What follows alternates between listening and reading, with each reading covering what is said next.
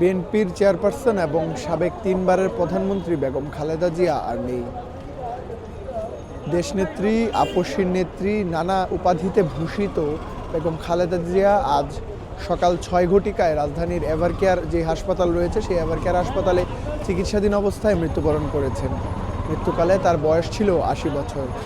খালেদা জিয়ার এই মৃত্যুতে আমরা লক্ষ্য করতে পেরেছি সকাল থেকে এভারকেয়ার হাসপাতালের সামনের যে পরিবেশ, সেই পরিবেশ এক প্রকার শোকাবহ পরিস্থিতির সম্মুখীন হয়েছে এবং নেতাকর্মী থেকে শুরু করে যারা এখানে আসছেন তাদের এক উপচে পড়া ভিড় এবং যে শোকের মাতমের চিত্র আমরা লক্ষ্য করতে পেরেছি। খালেদা জিয়ার এই মৃত্যুকে ঘিরে আগামীকাল অর্থাৎ বুধবার সারা বাংলাদেশে কিন্তু যে সাধারণ ছুটি, সেই সাধারণ ছুটি ঘোষণা করা হয়। তার পাশাপাশি আগামী 3 দিন যে রাষ্ট্রীয় শোক, সেই রাষ্ট্রীয় শোক ঘোষণা করে অন্তর্বর্তীকালীন সরকারের প্রধান উপদেষ্টা ডক্টর মোহাম্মদ ইউনূস।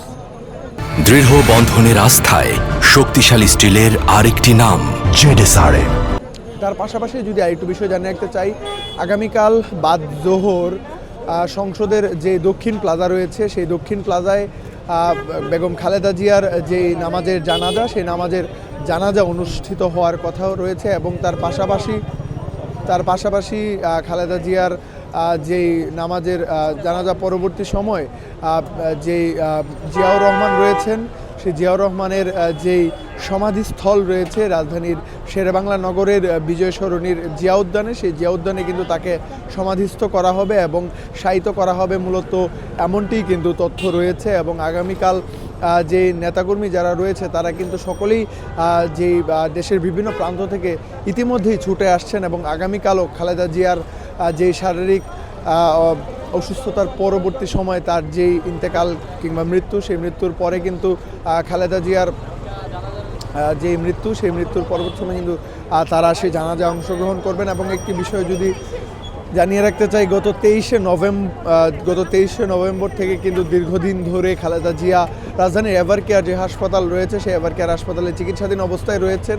তার পরপরই তার যে শারীরিক অবস্থা জটিল থেকে জটিলতর হতে থাকে। বেশ কয়েকবার তাকে বিদেশে নেওয়ার পরিকল্পনা হলেও তার শারীরিক অবস্থার উপর বিবেচনা করে তাকে আর বিদেশে নেওয়া হয়নি। তার পরপর থেকে আমরা লক্ষ্য করতে পারছি বিএনপির ভারপ্রাপ্ত চেয়ারম্যান তারেক রহমানের আশা নিয়ে একটি তথ্য প্রায় সামাজিক যোগাযোগ মাধ্যম থেকে বিএনপির তৃণমূল থেকে একদম কেন্দ্রীয় পর্যায়ে ঘুরছিল যে তারেক রহমান কবে আসবেন। সেই অপেক্ষার অবসান ঘটিয়ে কিন্তু গত 25শে ডিসেম্বর তারেক রহমান বাংলাদেশে আসেন এবং দীর্ঘ 17 বছর পর তিনি আসেন। আসার পর থেকেই তিনি যে রাজনৈতিক ব্যস্ততা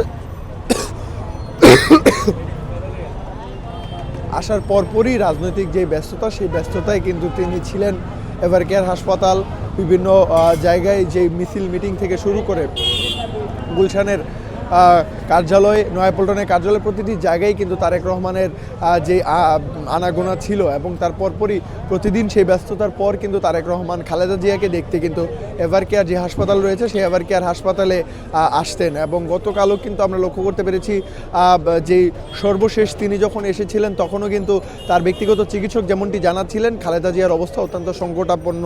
তারপর তারেক রহমান, জাইমা রহমান এবং জুবাইদা রহমান সহ সকলেই কিন্তু এভারকেয়ার হাসপাতালে আবারও আসেন। আসার পরই কিন্তু মূলত আমরা আজ ভোর রাতে অর্থাৎ সকাল 6টার দিকে যেমন খবরটি পাই যে খালেদা জিয়া কিন্তু তিনি আর নেই এবং তিনি মৃত্যুবরণ করেছেন। তারপরই পুরো দেশে যেমনটি জানাচ্ছিলাম শোকের যে ছায়া, সেই শোকের ছায়া নেমেছে। আমরা একের পর এক বিএনপির যারা কেন্দ্রীয় নেতাকর্মীরা রয়েছে তাদের অশ্রুসিক্ত যেই আগমন সেটি আমরা লক্ষ্য করতে পেরেছি এবং বক্তব্যেও কিন্তু অনেক নেতাকর্মীরা যারা রয়েছেন তারা কিন্তু অঝরে কেঁদেছেন।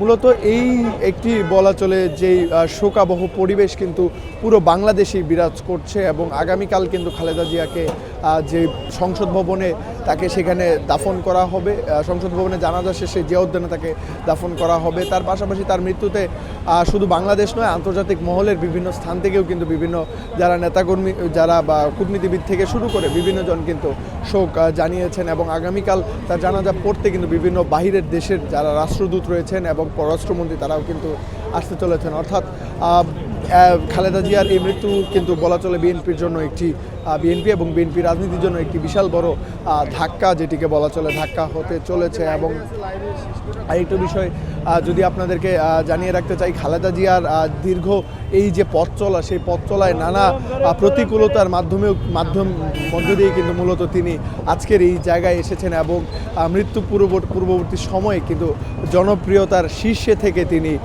মৃত্যুবরণ করেছেন। মূলত এভারকেয়ার হাসপাতালে এখনও নেতাকর্মীদের যেই ভিড়, সেই ভিড় কিন্তু আমরা লক্ষ্য করতে পারছি এবং অশ্রুসিক্ত এবং যে শোকের একটি পরিবেশ এখানে কিন্তু এখনও বিরাজ করছে। মূলত এই ছিল এভারকেয়ার হাসপাতাল থেকে আজকের সারাদিনের সর্বশেষ তথ্য আমার কাছে। ধন্যবাদ।